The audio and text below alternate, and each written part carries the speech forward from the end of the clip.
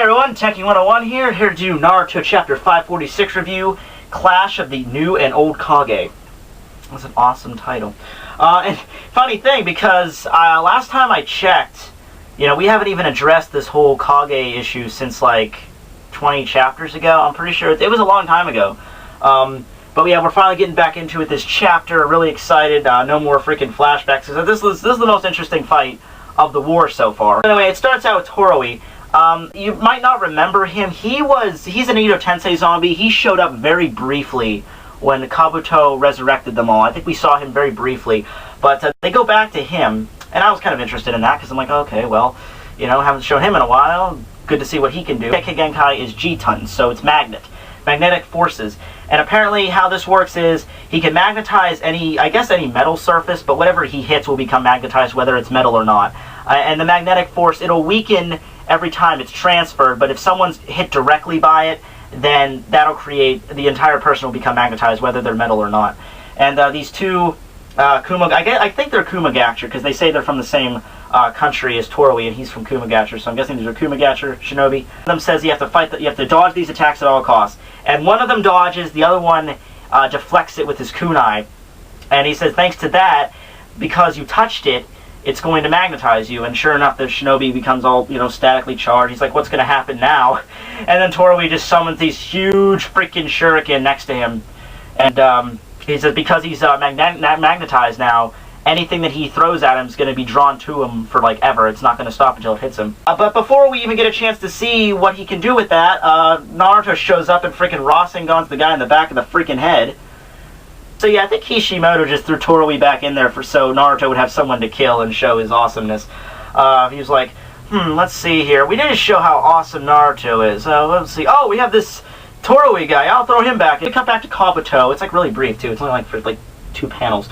But I guess he's just shocked. I don't know if he knew Naruto came back to the fight. I know Madara did, because he explicitly stated that, but I don't think Kabuto knew he was around yet, so now he does. And my tie is a little bit unadjusted. There we go. Alright.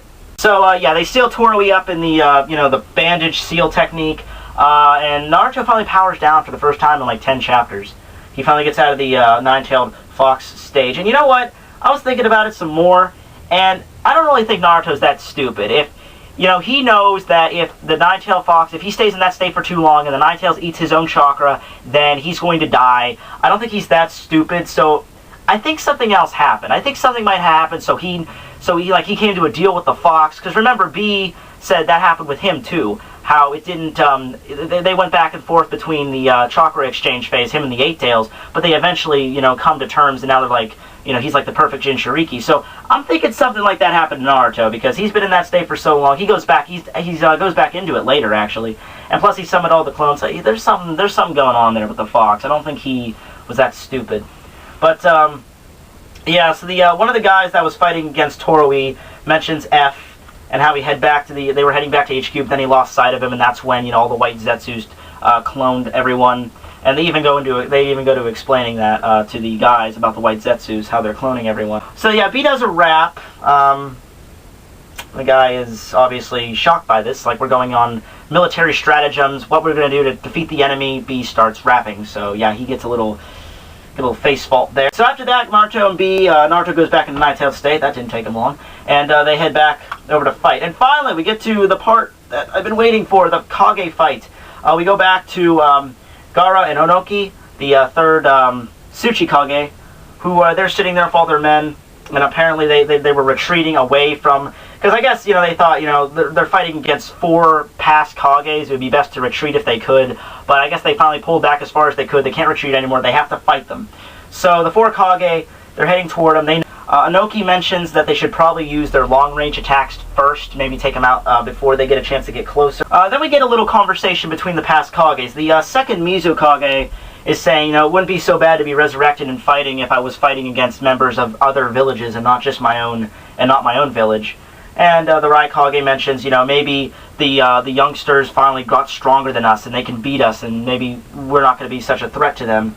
And they all agree on it. They all agree that they wish, everyone would be stronger and they could, take them out. They don't want anyone to die. They all come to that agreement. They were all Kages. They don't want anyone innocent to die. But then, awesome scene. Naruto does his, Gaara does his sand tsunami, which, it's my favorite attack by him. I love that. I love when he used it against, Kimimaro.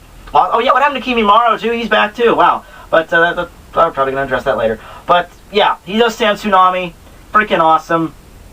And then the second Mizukage, I don't know if he's being sarcastic, but this is by far one of the stupidest lines I've heard from anyone in this series. In the past, the second Mizukage is like, whoa, what's such a big wave of sand? What village is that from? I don't know, maybe the village hidden in the sand? Now, before anyone says something like, oh, you don't have to be in that village to use that technique. You don't have to be in the Land of Fire to use, like, water techniques. I get that. I'm just saying, the whole purpose of having the, different villages and countries is because they're especially gifted. People in the Land of Fire are especially gifted at using fire. People in the Land of Water are especially gifted at using water. So I'm just saying, if there's any kind of big, huge technique that involves sand, the village hidden in the sand would probably be the #1 runner on who that would be from. But yeah, I don't know if he was being with that. So, the fourth Kazekage, Gaara's father, he immediately knows that it's the Shukaku. He doesn't say it's Gaara. I think he just thinks it's the Shukaku being released again. Because remember, back in his day before he died, when he sealed it in Gaara, that he was unstable. Gaara couldn't control the Jinchuriki. It broke free, I think, a lot actually. So he just thinks it's the Shukaku. Then his eyes become like ringed, like Gaara's does, like Gaara's are. They get like the black rings around it, and I was confused because I'm like, wait, it was, Gaara's father was the past Jinchuriki of the Shukaku, because, that would make sense, But, no, they don't really actually explain ever why he gets rings around his eyes, but they do explain what he was doing. He's using a technique called the golden dust. And once again, I don't know what this is. I don't know what golden dust is. I don't know where he's getting it from. But golden dust is apparently much lighter than sand, and he mixes it with Gaara's sand tsunami, and he's able to slow it down, because I guess it's like different, it's smaller and more lighter than regular sand. But I don't understand. Like, they just say golden dust. I'm like, okay, golden dust. Where did that come from? Did he just make it out of nowhere? Is it like just sand that's like more microscopic? What is this golden dust stuff? But anyway, that's his signature technique. That's what he's known for, using this golden dust. And actually, the Pastor Raikage even mentions that it's because of the fourth Kazekage's magnetic ability. So I guess he has the same magnetic ability as Torui had, because he's able to control that. And the third Kazekage had that too, with the iron sand too. So maybe that's like a running thing in the sand village. Yeah, Gaara then shows up. He uses his ability to shoot these claws out of the sand to grab everybody. But then Onoki shows up too, and this is awesome standoff right here between Onoki and his teacher, the second Tsuchikage. They both use their dust release, Jinten Genkai Haruki no Jutsu. Try saying that 3 times fast. So they use that, leaves a huge crater in the ground, because you know how that technique works. It like wipes away. It doesn't just crush everything. It completely destroys everything, like on a molecular level. It's like an A-bomb, pretty much. So then Gaara's father mentions that how his technique has gotten much stronger. He's able to have like a tighter hold on him, but he still is able to like dissolve the sand arms with his golden dust very easily. Gaara's father finally asks him, what has happened to the Shikaku? I thought it was attacking us. And Gaara just says, I'm not the Jinchuriki you created anymore. And that's the end of the chapter. My thoughts on this, and it's something I've been wondering for a while. Do you still have Jinchuriki abilities even after the Jinchuriki is removed from you? And with Gaara, it's obvious, because he has shown his abilities when the Shikaku was removed from him. But I'm only wondering this because if Gaara still has those abilities, then the other Jinchuriki that Kabuto revived might have them too. And I'm just wondering about that, because everyone else that got the Jinchuriki removed from them, they all died. But Gaara was the exception. Well, he wasn't the exception. He died too. But Chiyo saved him. But yeah, he still has the abilities of his tailed beast, even though it's gone. So I don't know. Maybe it like mixes with your chakra after a while.